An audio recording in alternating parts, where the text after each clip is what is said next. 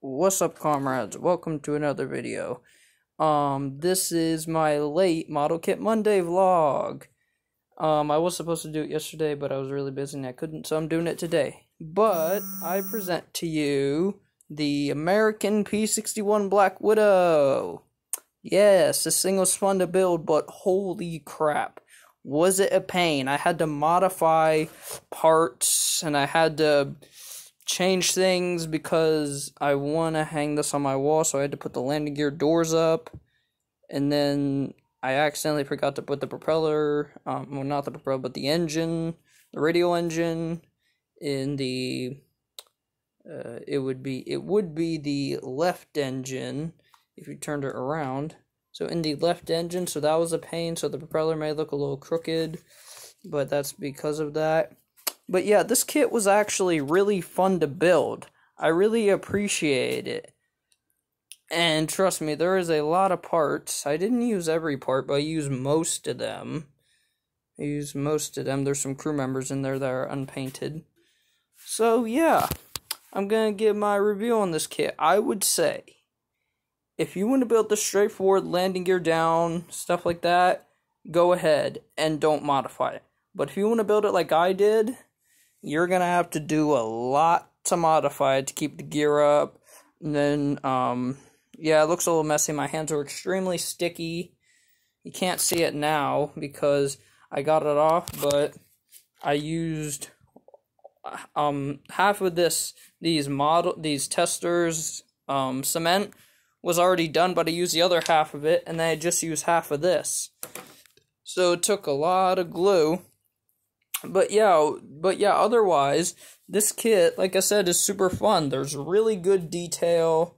You get the turret, get a gun pack, nice propellers, you get some crew members, and I would say that it's a great kit to buy. Great kit to buy if you really want to go straight forward from the book. But, as I stated before, it was a real pain.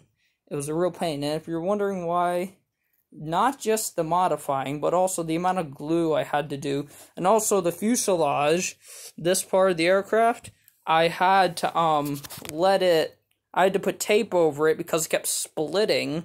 That's also the reason I couldn't, do my model kit yesterday, the Black Widow, because it just kept splitting. Yeah.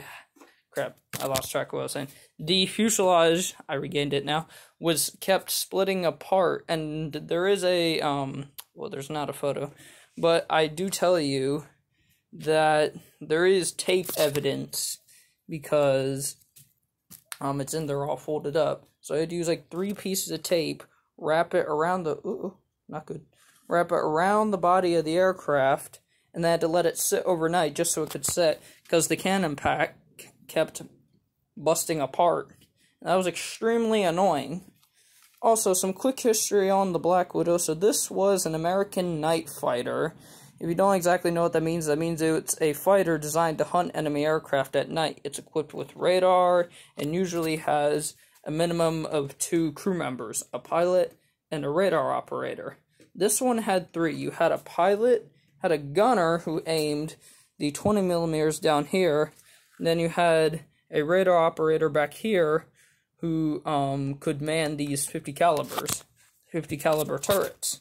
This aircraft originally would have been in service by late 1942 to 1943, but what happened is the Americans didn't have the radar just yet, so it got delayed until 1944. And then that's when the aircraft really started seeing action in Europe and the Pacific. I would say this is my opinion, the place that got the most kills, the most success was in the Pacific, since there were a few aces that flew the Black Widow. So, this model also has a really good size. It's a 1/48 scale, and I always love 1/48. And if you really want to get those types and just, like, hang them from a ceiling or something, you should definitely get those. They're very nice. But overall, this kit was very enjoyable to build, despite it being a little bit of a pain in the arse. And all the gluing and modifications I had to do. and I would recommend getting it if you really and truly like want to stick to the book. Like I'll show you some of these instructions. Now that's cockpit. There's hinge pieces you have to attach. Like you see there's hinge pieces for the flaps to go down. I didn't want that, so I had to peel those off. There's also, they exist for the landing gear doors. Right there, you have to peel those hinges off right there if you want the gear doors up. Same also with the gunner entry door in the nose. Yeah, you have to pick those off, which was aggravating. And then you attach what you need to. So it definitely, like I said, it definitely was kind of annoying. They didn't give you alternative parts. So some kits do indeed give you alternative parts if you want like landing gear open or close, cockpit open or close, and those kits I really like, but this one, it just didn't. It just didn't do that at all. So I haven't put the decals on this fabulous aircraft yet, but I will soon. I forget the exact max speed of this plane. It was like 360 something miles per hour, so pretty fast for a heavy fighter.